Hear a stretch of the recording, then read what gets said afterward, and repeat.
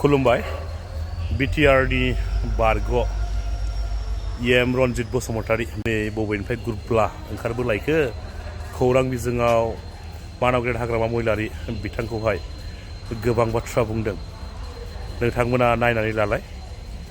UPPL एबसुआ गावखौ बुनो जुगुमदों गोहो दंब्ला मोदोमाव दांनाय फै होनना बुंनाय बाथ्राया आं सानो बियो सासे गावखौ मूर्ख होनना सिनायथि होनाय सासे लिडार। बिथाङा ओरैबायदि मूर्ख लिडार, मूर्खखायनो अधर्य। नोंथाङा मेलेम दङबा खर'आव जुदि नोंथाङा मेलेम दङब्ला खलम हमनानै जोंजों दावहा नांनो आवगायबो। आं पार्सनेलि नोंथांखौ चेलेन्ज खालामो। बुलायनायनि बाथ्राखौ जों बुङा। जों नोंथां बायदि मूर्ख नङा, अधर्य नङा, खिन्थु बोलोआ जोंहाबो दङ। जों रावखौबो इन्स्टिगेट खालामनो नागिरा, खिन्थु नोंथाङाबो सोरखौबा इन्स्टिगेट खालामैया गाहाम, बेखौसो जों नोंथांखौ खावलायदों। सोमावसारनायखौ लानानै हाग्रामा आरो बिपिएफनि मानसिफोरा इउपिपिएलनि फिसाफोर बा न'खरनि मानसिफोर होननानै बुंनाया हारिखौ लाजि फोनांनाय बिदि जादों। नंगौ, बेवहाय इउपिपिएलनि गथ'फोरबो फिसाफोरबो थागोन, बिपिएफनि फिसाफोरबो थागोन, बिजेपिनि कंग्रेसनि फिसाफोरबो थागोन। इउपिपिएल, बिपिएफ, बिजेपि, कंग्रेस बेफोर जादों मोनफा मोनफा राजखान्थि हान्जा।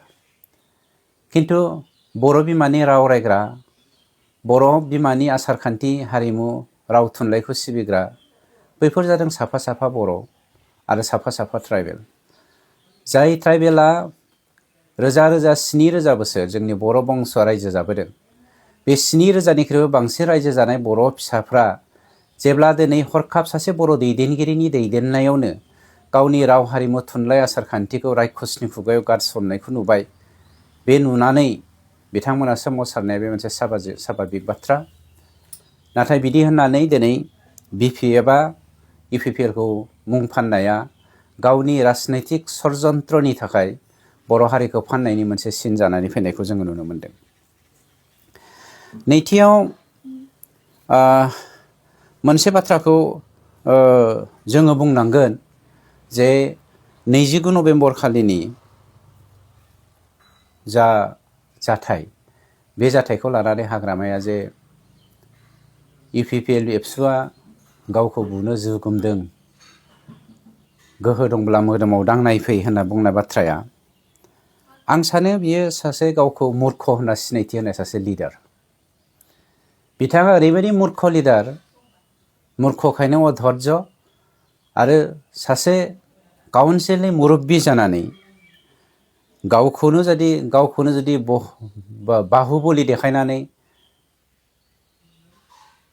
हारिखौ फोजोबस्रांनो नागिरदोंब्ला आं खावलायगोन, नोंथाङा मेलेम दङबा खर'आव जुदि नोंथाङा मेलेम दङब्ला खलम हमनानै जोंजों दावहा नांनो आवगायबो।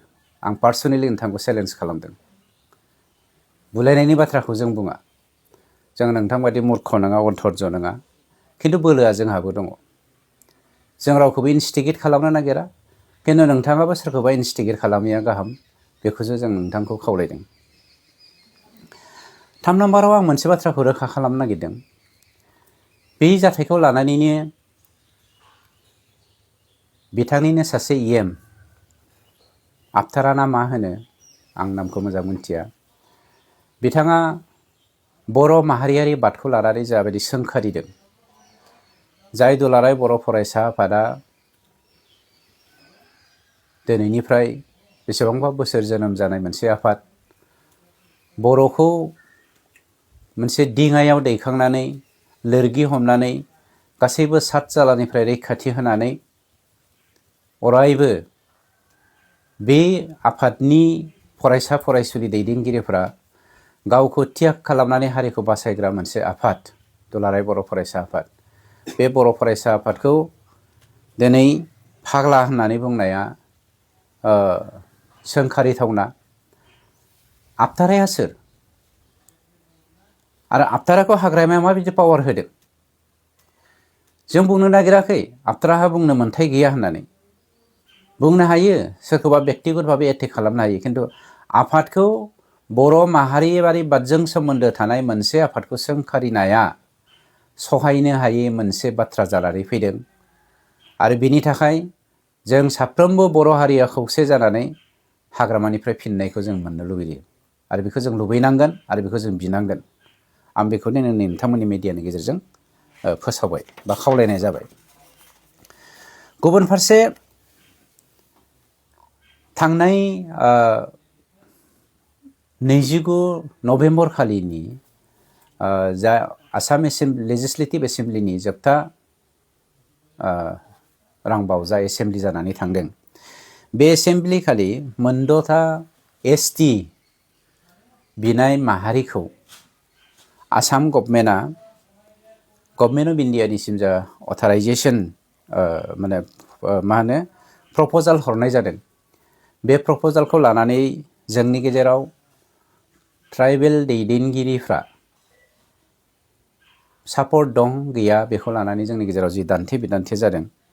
आं बे बाथ्राखौ रोखा बुंनायनि सिगां मोनसे बाथ्राखौ आं रोखा होग्रोनो नागिरदों जे थांनाय 2006 मायथाइयाव दुलाराय बर' फरायसा आफादा, आं फरायसा आफादनि सासे सोद्रोमा नङाबाबो बेखौ आं दिनै रायजो राजानिसिम क्लियार होनो नागिरदों।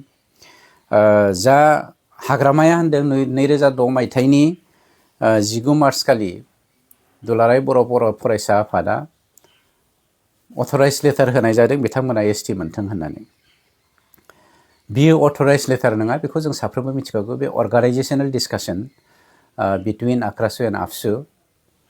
माने भारतीय नागरिक हिसाबै बयहाबो खेंखायनो खुद्रिनो मोन्थाय दङ गाव गावनि मोन्थायखौ लानानै। आरो बेखौ लानानैनो दिनै बर' आरो राजबंशिनि गेजेराव हारिमुखौ लानानै बा मोन्थायखौ लानानै माखासे गोनो गोथो सोमजिलायबोदोंमोन। जाउनाव दुलाराय बर' फरायसा आफादा आक्रासुनि दैदेननायाव कचफोरनि जा सोमावसारनाय, बे सोमावसारनायाव जोंहा बुंनांगौ जेबो गैया होननानै बिथांमोना अर्गानाइजेसनेल सावरायलायदोंसोमोन। बे अथराइजेसन लेटार होनाय नङा। खिन्थु जोङो मिथिगौ 2016 मायथाइनि 27 नभेम्बर खालि खिन्थु हाग्रामाया मिनिस्ट्रि अफ हम एफेयार्स आरो मिनिस्ट्रि अफ ट्राइबेल एफेयार्सनिसिम राजबंशिफोरनो बा गुबुन हारिनो एसटि होनांगौ होननानै अथराइजेसन लेटार हरनाया सैथो खोन्था। बे बेलायाव हाग्रामा बुंनाय बायदि इउपिपिएलआ हरदों बुंनाय बाथ्राया नंखाय आरो जों मालाबाबो हराखै। जों बेखायनो बुंनो नागिरदों, जोङो बर'नि राव हारिमु थुनलाइ आसारखान्थि जों मालाबाबो राजखान्थि गेलेनो नागिराखै आरो राजखान्थिया हारिनिख्रुइ, राव हारिमु थुनलाइ आसारखान्थिनिख्रुइ मालाबाबो देरसिन जानो हाया। बिदि होननानै जोङो जोंनि आइखौ आंनि आइखौ अनो होननानै, आंनि आइखौ मोजां मोनो होननानै, आंनि आइखौ दाव खालामो होननानै सोरबा कचनि बिमा बिफाखौ, सोरबा कचनि राव हारिमु आसारखान्थिखौ जोङो मालाबाबो संहार खालामा बा जों जोगारा। दिनै हाग्रामाखौ नुनो मोनदों, बिथाङा गावनि राजनैतिक सार्थनि थाखाय सोरनोबा मोन्थाय होनो थांनानै गावनि राव हारिमु थुनलाइ आसारखान्थिखौ जोगारनो नागिरदों आरो बेखौ रायखसनि खुगायाव, ब्लां ब्लां सिनाय रायखसनि खुगायाव सोसननानै बर' हारिखौ फोजोबनो नागिरदों। इउपिपिएल दोलोनि सासे स्पक्सपार्सन हिसाबै आं मोनसे बाथ्राखौ क्लियार बुंनो नागिरदों। जों इउपिपिएल दोलोआ साफ्रोमबो आरो पार्टि हिसाबै जोङो ट्राइबेलजों दङ, जोङो बर'जों दङ, जोङो बर'नि राव हारिमु आसारखान्थिखौ जों मालाबाबो जोगारा। बिदि होननानै जोङो गुबुननि सोरबा नन बर' नन ट्राइबेलनि राव आसारखान्थि हारिमुखौबो जों जोगारनो नागिरा। मानोना थांनाय गभर्नमेन्टआव जोङो हम मर्यादा, हम उन्नयन, हम बिकास समान जौगाथायखौ नोजोर बोनानै जोङो अनलायनायनि गेजेरजों सान्थियै जोङो जाबायदि खुनु सोमावसारनाय गैयालासेनो मोनफ्रोमबो जाथिखौ, जनगोष्ठीखौ जोङो जौगानायनि लामाजों दैदेनलांदोंमोन। नंखायनो मोनफ्रोमबो जाथि जनगोष्ठीया गनायदोंमोन। षड़यन्त्रआव गोग्लैनानै थांनाय बिसायख'थियाव जोङो जेनदोंब्लाबो जोङो अधर्ज जायाखै। जेरै हाग्रामाया 28टा सिट षड़यन्त्र भावे देरहानानैबाबो जोंनि राव हारिमु थुनलाइ आसार खान्थिखौ गुबुनखौ गोबानानै फाननो थांनाया जोंनि थाखाय लासिंसिं आरो दुखुनांथाव बाथ्रा। बेनिखायनो नोंथांमोननि मिडियानि गेजेरजों आं दिनै सासे रन्जित बसुमतारी हिसाबैबो कुइसन खालामनो नागिरदों। जों UPPL दोलोआ हारि आरो माहारि राव हारिमु थुनलाइ आसार खान्थिखौ फोथांना लाखिनायनि थाखाय जेब्लायबो दं। मोनफ्रोमबो जाति जनगोष्ठीखौ जोङो मान होनायाव दं।